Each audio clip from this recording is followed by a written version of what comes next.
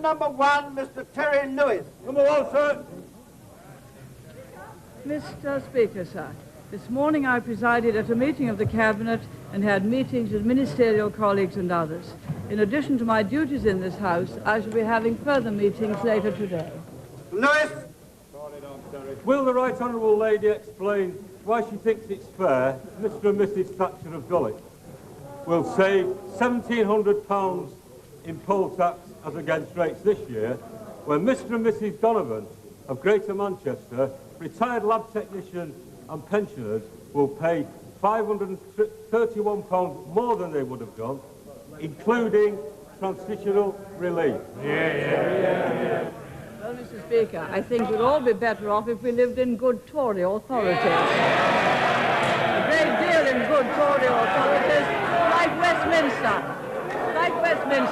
But I assure the honourable gentleman, I shall not be any net better off when I finish giving the extra away, nor shall I any better off than I am now by, in fact, not having taken something like £120,000 which I'm entitled to on my salary. Mr. David Sandberg!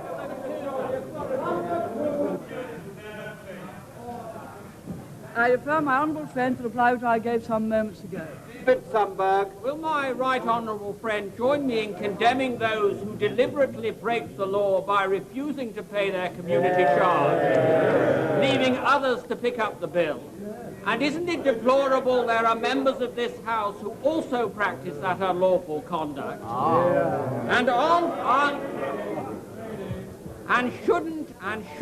Aren't those people encouraged, Mr. Speaker, by the pop star antics and clenched fist salutes of the Leader of the Opposition? Mr. Speaker, everyone should obey the laws which have properly been passed through Parliament. That is what a rule of law, and that is what democracy is. And anyone who does not is setting a deplorable example, is also putting great burdens on others, and not in any way being democratic or observing the rule of law. And everyone should condemn such behaviour.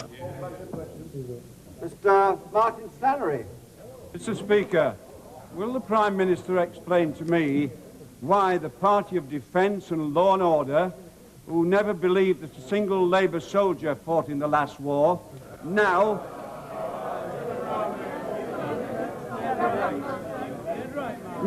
can't even recognise a gun barrel? Mr.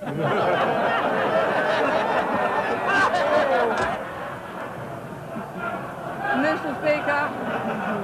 Order! Mr. Speaker, may I first say to the honourable gentleman that everyone is grateful to all of those who fought in the last war. Without that, we would not now be free. And point out to the honourable gentleman that there has never been a gun barrel made so far which had an aperture of 1 metre wide. 1 metre, that is the diameter of the proposed Iraqi pike. Sir Fergus Montgomery. 3, sir. I refer my honourable friend to the reply that I gave some moments ago. Fergus Montgomery. Does my right honourable friend share my view that the forward investment of £400 million in South Wales is a sign of investors' confidence in Britain under her government? But would she also agree that the fact that Ford are spending some of their investment abroad because of previous trade union intransigence is a clear sign that investors are worried about the future? And it's a clear sign of what investors would do if this country was ever again dominated by the Labour Party's trade union paymasters. Yes, Mr. Speaker, we do indeed welcome Ford's investment at Bridgend and Swansea, phase 1 of the Zeta project that will help to sustain employment in southern Wales. We very much regret that Ford chose to take the second part of that project to Cologne, because in the words of their press release, another factor in reaching the decision has been the need to ensure continuity of supply to our continental plants, and because they could not ensure continuity of supply from South Wales because of the activities of the union, they were not prepared to put another factory there. That is twice the unions have driven Ford away, once from Dundee and once on the Zeta 2 project in South Wales. Neil Kinnock. Speaker.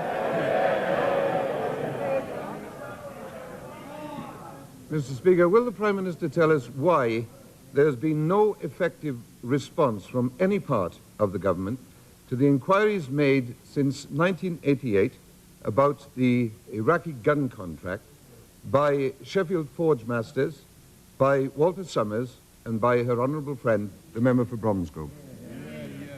Mr. Speaker, the point remains that at no time did either firm apply for an export license for a gun or other military application, and if they had done so, they would have been refused. Mr. Speaker, that is no adequate answer on an issue of this kind. As head of the government, Mr. Speaker, will the Prime Minister tell us whom she holds responsible for this shambles over the Iraqi gun contract? Which minister must bear the blame? Mr. Speaker, any company that is wanting to export something which requires an export license has a duty to apply for that license. At no time did either firm apply for an export license for a gun or other military application. As my right honourable friend said yesterday, the things they were making, these enormous pipes 1 metre wide, were totally otherwise described, and at no time did they apply for an export license for a gun or other military equipment. Had they done so, it would have been refused. It is their duty to apply if they're exporting something that needs a license. Mr. Speaker, that is the most devious evasion.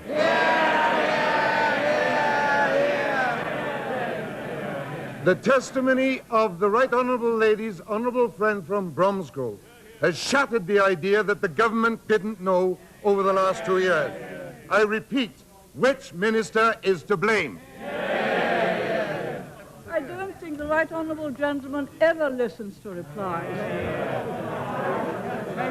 If a company wishes to export something which needs an export license and military equipment does, it is their duty accurately to describe it and to apply for an export license for what they are exporting. No such application came for a gun or other military application. That is the fault of the companies that were seeking to export the project. Mr. Andrew Hunter. Forming her policies towards South Africa and the ANC, will my right honourable friend bear in mind that less than 2 years ago the ANC publicly announced they'd accept funds from the IRA? And will she personally look into reports coming from Northern Ireland that on Wednesday the 4th of April, 2 members of the ANC named Sablai and Carew were in Downpatrick, County Down, meeting the head of the IRA of South Down and other members? Mr. Speaker, I'm certain that my honourable friend will have checked the facts which he gives.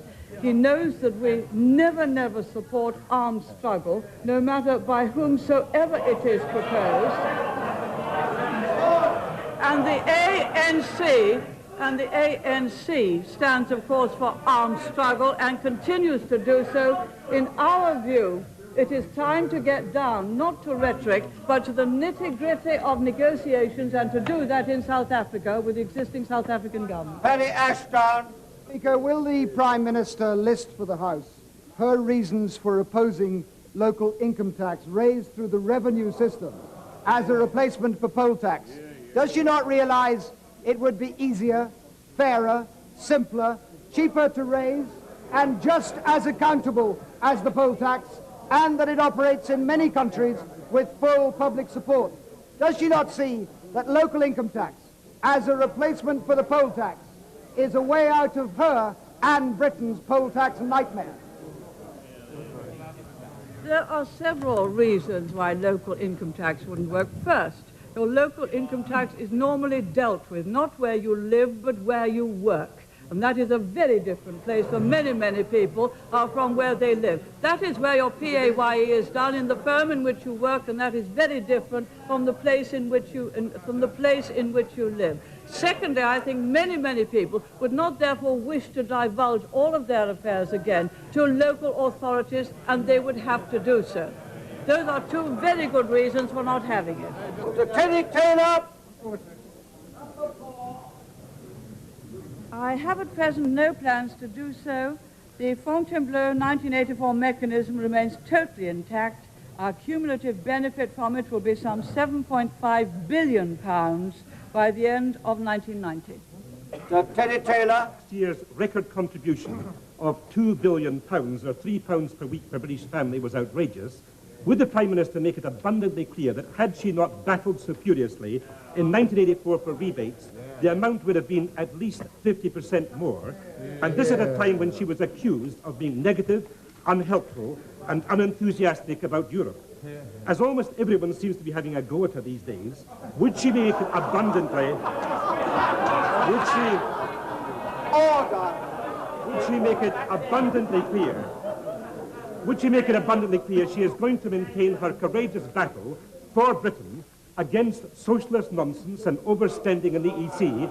And would she ignore totally the views of the wimps and the Euronuts on the benches opposite, and even some on these benches who are seeking to blow her off course?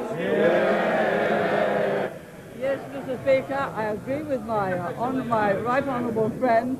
We fought very staunchly for Britain's rebate.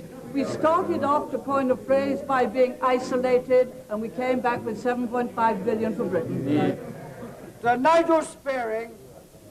Will the Prime Minister confirm that, as well as financial matters, she and the Foreign Secretary will be discussing with other ministers from the Common Market the matter of the Belgian proposals for European Union in Dublin in the next 2 weekends?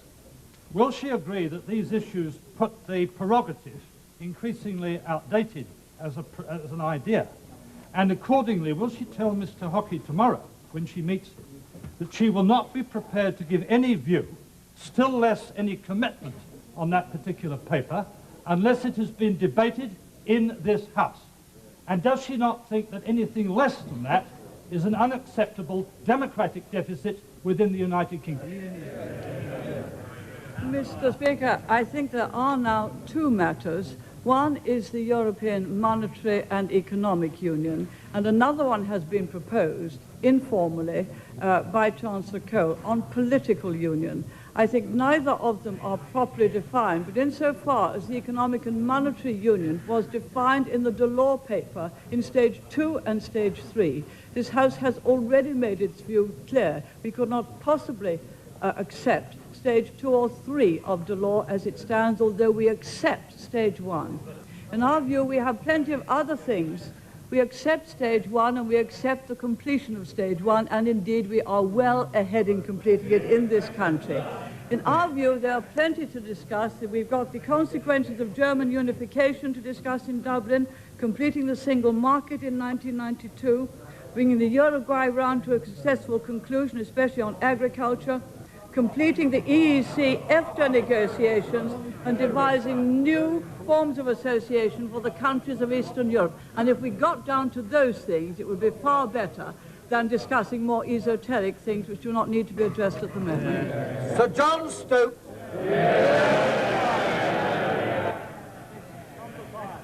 Number 5.